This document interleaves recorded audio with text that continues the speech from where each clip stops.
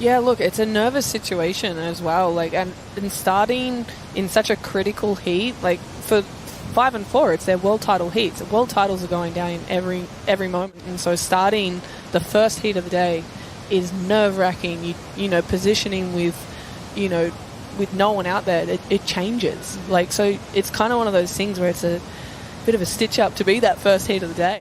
And it is absolutely that and more. 31 minutes on the clock. Sally Fitzgibbons versus Johanne defay, number 3 versus number 4. A huge matchup for both of these surfers as they are fighting for a potential championship today. So Sally Fitz, you know how prepared Sally Fitzgibbons always is. Look back, Sally answering back here right after Johanne. Yeah, this is like, you know, Johanne's wave is, I feel like JoJo is, actually, you've got the two of the most fittest surfers in the water right now. These two women are prepared to go all the way. As we see the replay of Johanne, and I love to see the transition from the left. She's able to adjust to going on her forehand here. Huge slice through the first turn. Lovely finish, just dropping that back arm. That feels so good, Tyler. And it was a huge start. I mean, the bracket was busted on the women's side with Johanne defay getting past Stephanie Gilmore. And as we see now, right back into it, you know, Sally Fitzgibbons, perennial title threat. Anytime she stands up on a wave, I mean, she always has potential to at least crack up into a 7. She's super consistent. Rare to see her make mistakes.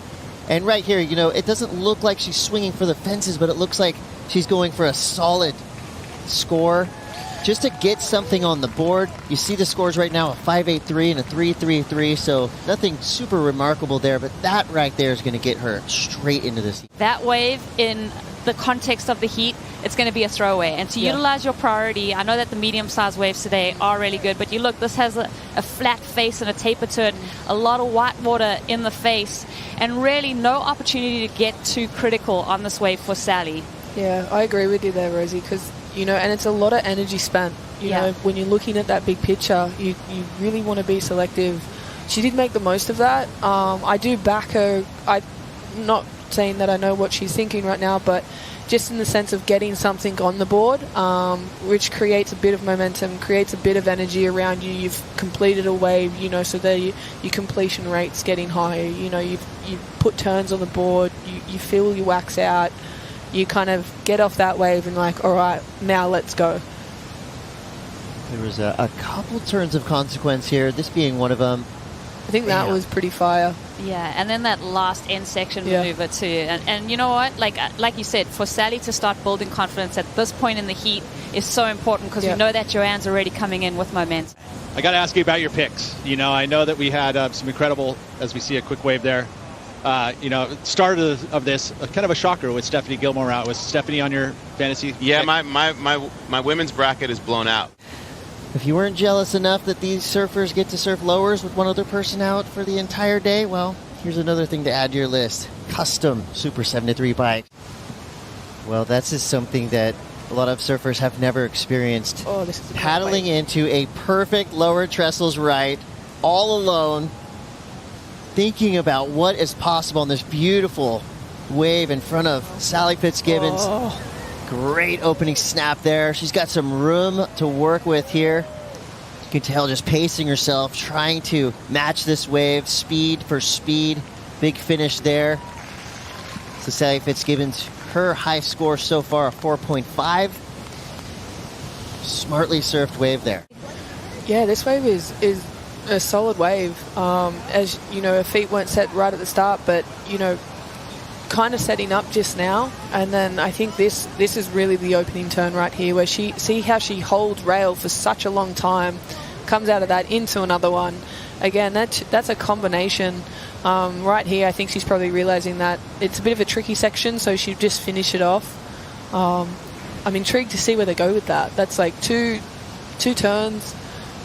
Bit nervous there, or like, you know, kind of come down with the lip, but really it's just kind of this moment and onwards is should be really interesting. That's a really long turn. Yeah, that was a beautiful first turn. A lot of that, the strength of the quads too, to hold that rail line, because there is a bit of chatter on that face. As glaciated as it is, There's that swell moving through, a lot of energy in the lineup, and Sally does well right here, holding that rail line all the way. There's no bounce through it. That's incredible. Yeah, this will be an interesting wave to see where they go. And it comes in at 6.8. Tatiana Weston-Webb potentially facing Sally Fitzgibbons or Johanne Defay with 1:37 to go. Johanne Defay needing a 5.51 as Sally looks like she's locking into a left. We know how lethal her backhand can be. Great start there. Setting it up for this inside section.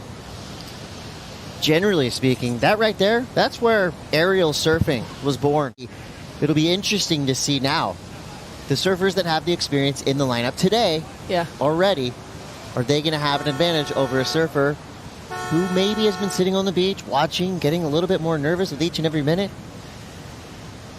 Sally Fitzgibbons with that 11.33 total. And that's it. Our bracket busted again.